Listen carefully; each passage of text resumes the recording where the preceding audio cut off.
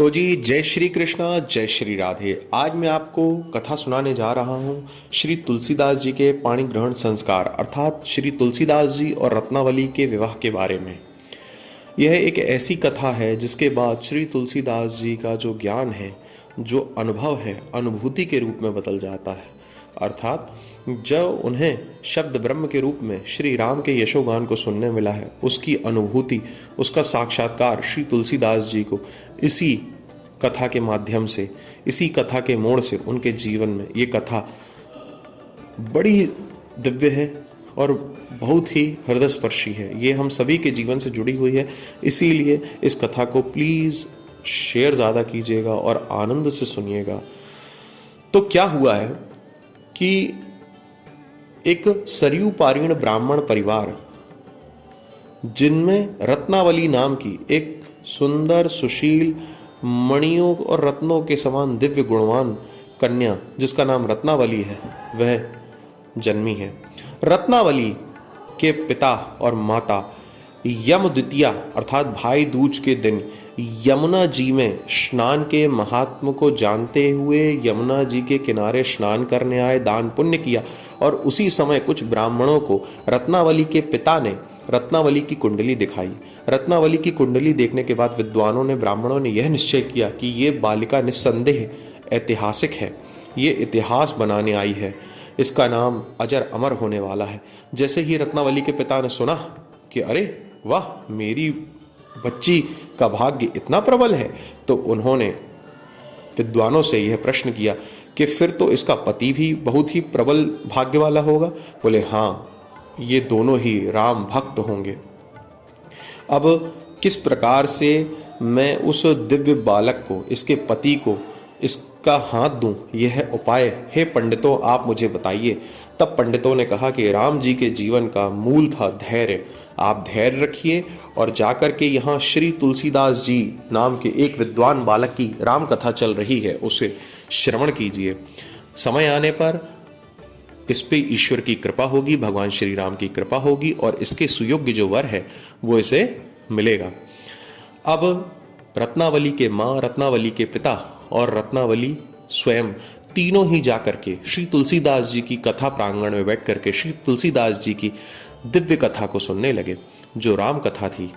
अब रत्नावली के पिता ने देखा कि बालक बड़ा ही सुंदर है, बड़ा ही गुणवान है और सबसे बड़ी बात, इसकी जो कथा शैली है उसमें बहुत ही अधिक लालित्य है। इस प्रकार से उसके गुणों का विचार करते हुए कि ऐसा ही बालक से मैं अपनी कन्या का विवाह करूंगा, इस प्रकार से ऐसा निश्चय करके, ऐसे मन में संकल्प विकल्प करते हुए उधेड़ बुन में रत्नावली को लेकर के, उसकी माँ को लेकर के रत्नावली के पिता उस स्थान से, उस कथा प्रांगण से चल दिए। अब देखिए, कुछ विद्वानों से सलाह मशवरा करने के बाद रत्नावली के पिता ने माँ पार्वती जी की उपासना रत्नावली के द्वारा कराना शुरू कर दिया। माँ पार्वती जी प्रसन्न हुई रत्नावली की पूजा आराधना से और रत्नावली के पिता को स्वप्न में यह आदेश दिया कि जो तुलसीदास जिसकी कथा तुमने सुनी थी वही इसके सुयोग्य वर है। जैसे ही स्वप्न में माँ पार्वती जी की आकाशवाणी को रत्नावली के पिता ने सुना तो उनका धैर्य, उनका ढाढ़स और बढ़ गया। अब उन्हें विश्वास हो गया कि वह दिव्य बालक जिसकी वह दिव्य राम कथा मैंने सुनी थी, उसी को मैं अपनी कन्या का विवाह करूंगा। माँ पार्वती का आदेश है। रत्नावली के पिता का उत्साह बढ़ गया। वे जाकर के श्री तुलसीदास जी के घर के आंगन में बैठ गए और तुलसीदास जी को स्वप्न की बात सुनाई।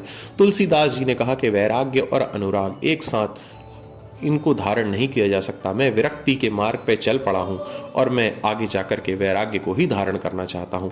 पर माँ पार्वती ने जो स्वप्न दिया था उससे रत्नावली के पिता में अंदर, रत्नावली के पिता के हृदय में एक अत्यंत अद्भुत उत्साह था।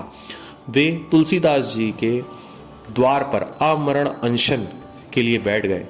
एक दिन, 2 दिन के बाद सभी गांववासियों से चर्चा करके तुलसीदास जी ने रत्नावली के पिता को अपने हाथ से स्वयं जल पिलाया और भोजन कराया और विवाह के लिए मान गए।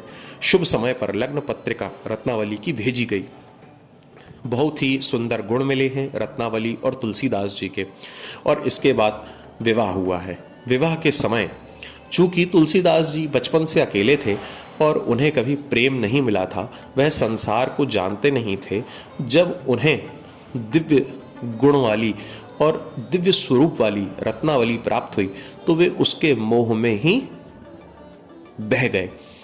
5 बरस तुलसीदास जी ने रत्नावली को अपने मायके नहीं जाने दिया। इतना प्रेम था कि 5 बरस एक पल के समान बीत गया। और एक दिन 5 बरस के बाद जब रत्नावली का भी धैर्य टूटने लगा कि अब मैं भी कुछ दिन अपने माता पिता के हाल चाल जान कर के आऊँ, मेरा भाई बंधु सब कैसे हैं, मेरे मायके में सब क्या हाल है, ये जान कर के आऊँ, तो इस प्रकार से जब उनके मन में उधेड़-बुन हुई, रत्नावली के मन में अपने मायके को देखने की, अपने परिजनों को जानने की इच्छा हुई, तो उसी समय उनका भाई आ गया।